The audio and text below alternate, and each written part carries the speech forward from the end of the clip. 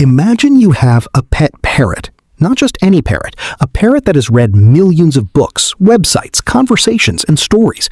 One day you ask it, "Tell me a story about a cat on the moon." The parrot doesn't search for a story. It starts guessing. Once there was a cat. One word at a time. Every new word is simply its best guess for what should come next. Surprisingly, that's almost exactly how modern AI works. Before we go further, if you like learning how tech actually works without the boring textbook stuff, hit subscribe. It helps more than you'd think. Okay, back to the parrot. This AI is called an LLM, which stands for Large Language Model. Let's break that down.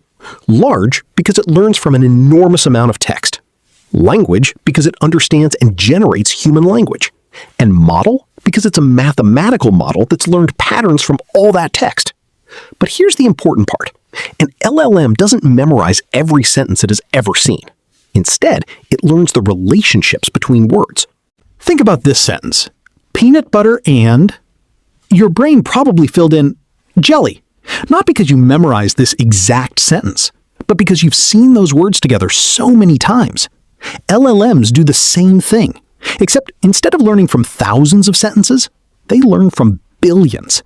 Every time they generate text, they're predicting the next most likely token. Not always the next word, because a token can be a whole word, part of a word, punctuation, or even a single character. So the AI keeps doing this. Predict one token, add it to the sentence. Predict the next one. Again and again. Hundreds of times per second. Now, you might wonder, if it's only predicting the next token, how can it write code, explain science, or answer questions? Because after training on massive amounts of text, it has learned patterns of reasoning, grammar, facts, and problem-solving hidden inside language. It doesn't think like a human. It doesn't understand the world the way we do, but it has become incredibly good at predicting what a helpful response should look like.